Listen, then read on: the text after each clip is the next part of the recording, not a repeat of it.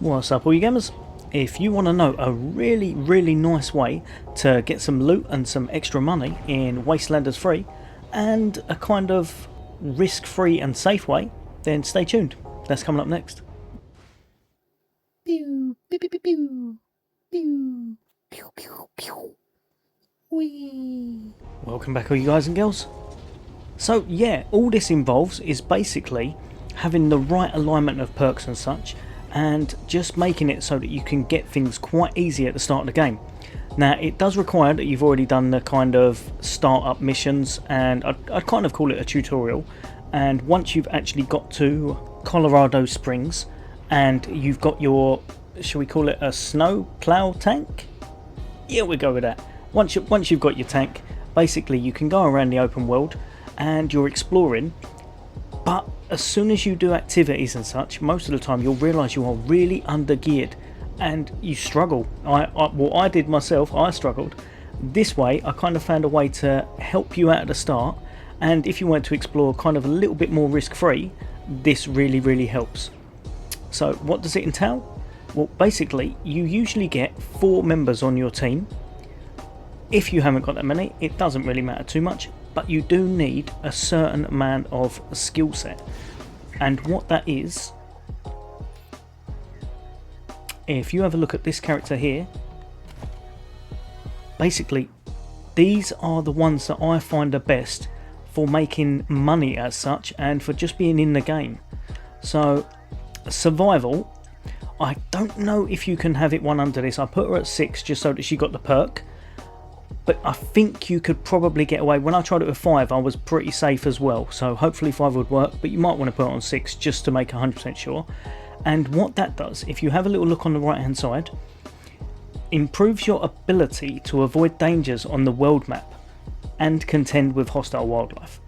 So basically it makes her more capable, but the main thing you want it for is basically escaping the, how can I put it, the events that kind of happen, like when things surprise you or something's going to come out and get you.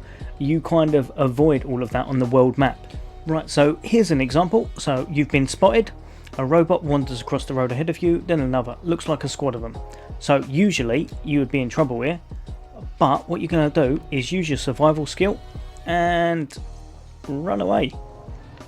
Another good one to have is toaster repair, because once you find certain little missions that have been done, once you've completed things, go to a homestead, things like that, you'll find toasters in it. I looked at this first off and thought it was absolutely awful. What is the point of it? I couldn't work it out. But then I went and found one after I'd equipped it and picked it up, and if you have a little look, if I go to my inventory,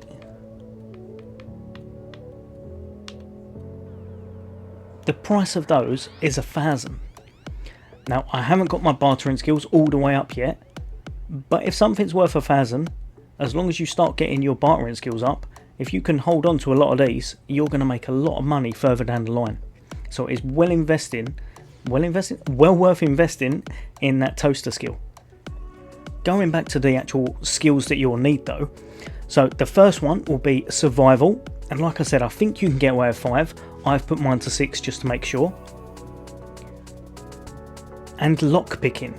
Lockpicking is quite essential, so you'll need 2 characters in your actual group that have got really high lockpicking and at least 5 or 6 in survival. And then the other 2 I would say would be toaster repair and barter.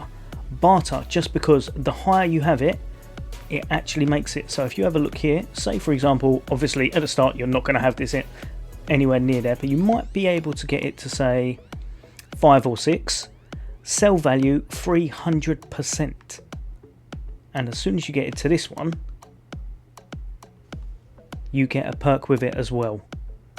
If you get all the way to the top, sell value 500%, you will be absolutely raking in the money compared to what you were before. Obviously that's not viable right at the start, but it's well worth having. The 2 you mainly need for this actual guide though are basically survival and lockpicking. So as long as you've got people on your team that have got high on both of those, this will work. So like I said, you're out in the open world now, you've got your tank and you're just having a little mosey around. You're able to escape the events because obviously she's got the high survival, and that's the main thing there is to it. So what you want to do is roam the open world, and you're just looking for caches. They randomly spawn, so basically just keep going around and have a little look until you find one.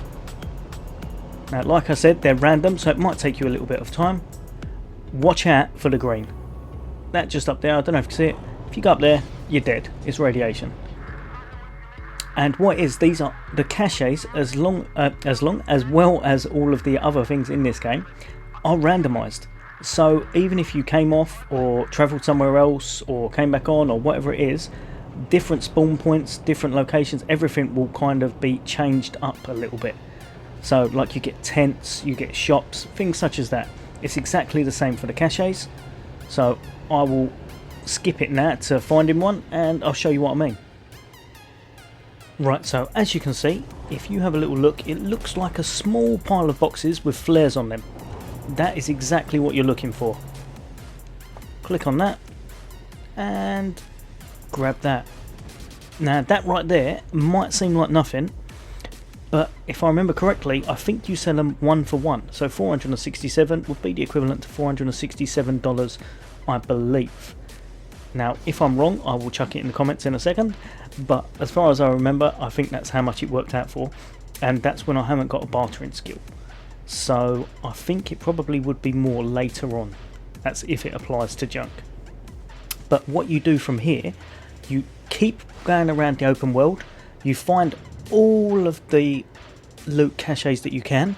You'll need high lockpicking. We were lucky in that time and basically it didn't need anything whatsoever, but I find that having a level 5 lockpick is probably the best. And what you tend to do is just kind of go out of your way, go around the open world, keep doing this, avoid all the encounters, and then go and sell it all in a shop. Just sell off all of your junk. If you've got extra stuff as well, sell that off if you don't need it, and from that you're able to buy quite a lot of good loot for your characters to kit them up at the start to go on really good adventures. Because if you're like me and you didn't know about any of this, when you start fighting you kind of get a little bit massacred. So this is really good for a little slight advantage at the start. Right guys and girls, I hope that's helped you all out a little bit. I would honestly say try to avoid all the encounters at the start. Get yourself some nice gear. Make sure you don't go into any of the green radiation because that will absolutely decimate you. And just try and gear up quite cautiously, should I say. And from there you'll be able to get really good encounters and you'll be able to destroy all of your foes once you're geared up. Right, I hope that's helped a few of you out. As always, if you're not subscribed and this did help, then why not hit that subscribe, hit that bell icon for notifications, and I'll be bringing you all the latest and greatest Xbox and Xbox Series X content once it's out. Currently doing Destiny 2, Division 2, and soon the Avengers. As always guys and girls, take care, see you on the next day.